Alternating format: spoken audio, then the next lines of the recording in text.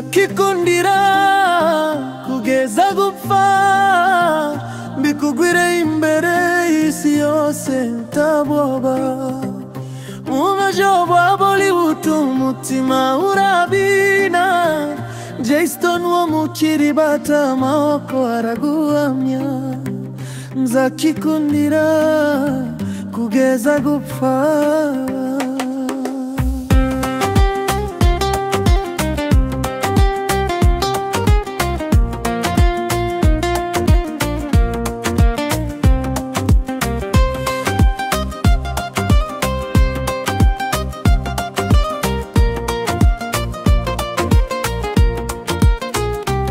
Naraguye mu rukundo kuko imvura igwa mu butaka, nuko umutima ukampa inyota yo kukwegera ng'abahinde bebina.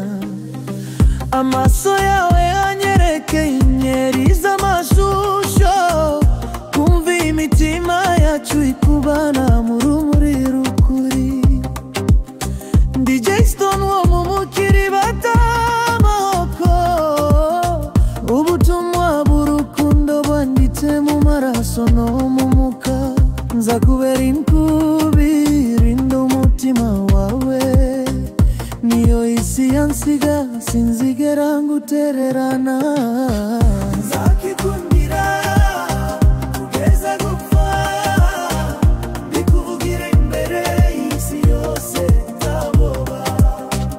Mumajobo Bollywood umutima urabiriya, Jaystone wo mukiribata amaboko araguhamya. Nzakikundira kugeza gupfa.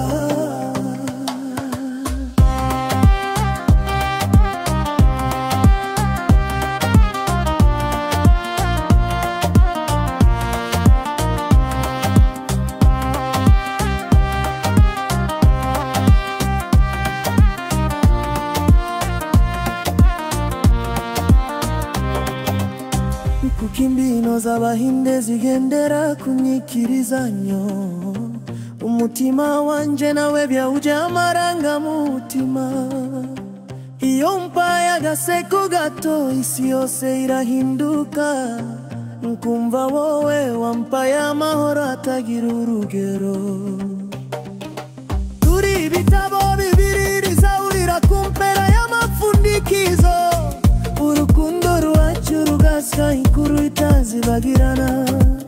Nzakurinda nk'umurinzi wa filime y'urukundo, ijoro n'amanywa ntuzigera wumva ubabaye. Oh my love, nzaba umucyo mu nzira yawe. Oh darling, umutima uzahora muri wowe.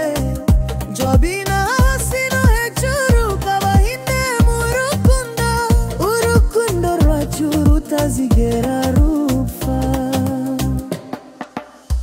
Nzakikundira kugeza gupfa, uko imbino z'abahinde zisakara ku mutima wanje. Jaystone wo mukiribata amaboko ahamya, uru rukundo rwawe ruzahora mu maraso yanje. Nzakikundira kugeza gupfa.